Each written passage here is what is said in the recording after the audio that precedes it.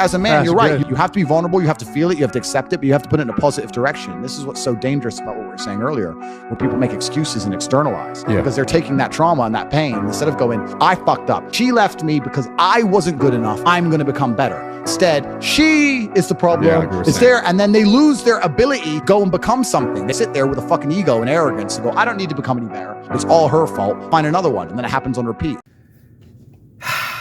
I'm not gonna lie to y'all, this may be one of my least popular videos ever because we have to address some truths as men, right? We do have to address some truths as men. Sometimes it's not our fault that relationships fall apart, but there is quite a few instances where it is us who are responsible for why shit hit the fan in the first place, right? Let's talk about it. I think that as men, we project, and to an extent, if you're not in a position to accept fault for anything that you did, a relationship, whatever it is, you'll never learn. And you will repeat. It'll be a rinse and repeat process, right? When it comes to women, right? Here's the truth. Let's say, for example, because I've had this happen to a lot of guys, especially those dealing with Filipinos, right? First thing out their mouth when the relationship falls apart, oh, she was a scammer, she was this, she was bad, she was shitting on me, all this, that, and the other, she ain't shit, she's a bullshit artist, you know, she ain't about nothing, she's just a whore, whatever the fuck, it's all her fault. I often ask them, but what did you do? And it's almost close to impossible for me to get an actual answer because nobody wants to reflect on what they did to fuck up their relationships. Or even if it's not a relationship where it's boyfriend, girlfriend, or whatever, what did you do to fuck up any relationship that you have with somebody? But nobody owns up. Some men just are incapable of owning up to their own shit. Which is why that type of behavior, that type of mentality will still lead to failure even overseas. Right? I know how easy it is, and this is where it's going to get real. I know how easy it is to blame women in the West, right? For some of the things that they've done, right? It's so easy to use them as your cop-out. But sometimes I still have to ask you, but what did you do, right? Because like in the video, you got to figure out what you did and where you might have went wrong so that you can grow from it. That's plain and simple. That is pretty much all it is. But if you are incapable of seeing whatever it is that you've done wrong in a situation, I mean, incapable of recognizing that you may have fucked up, you may have went a bit too far. Maybe you said some things that you probably shouldn't have said.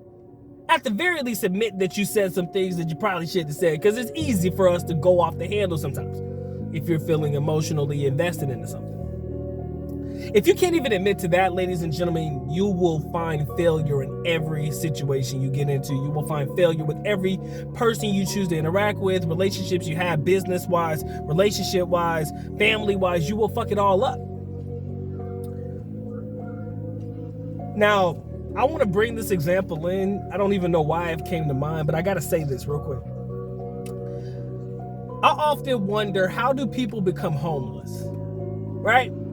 I often wonder, how do people really become homeless, right? Like homeless, like living on the street type of homeless. Now, I understand there's different ways to go about it or different ways to come to that particular end point.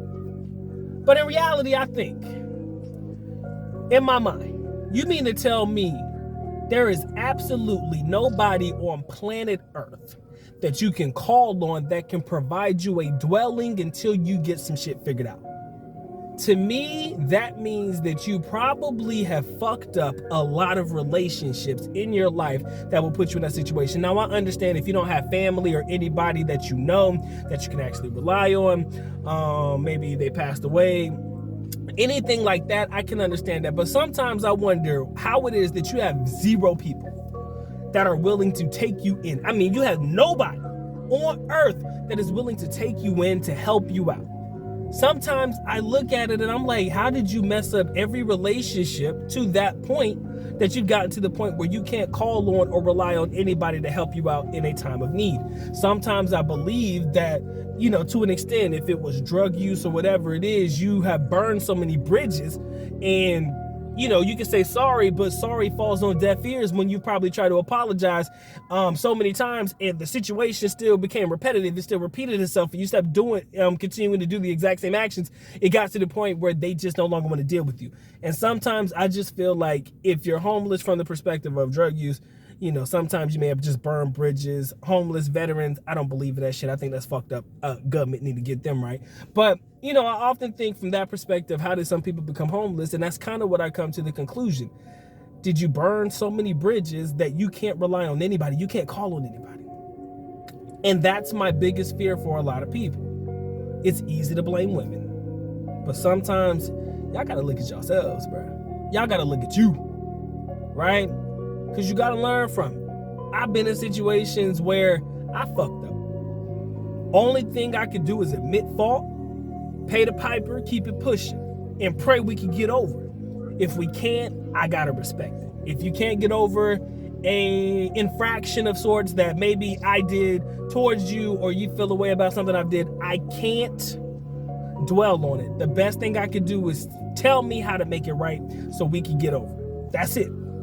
But if there's no way in this world that you can get over it, I can't do anything else after that fact.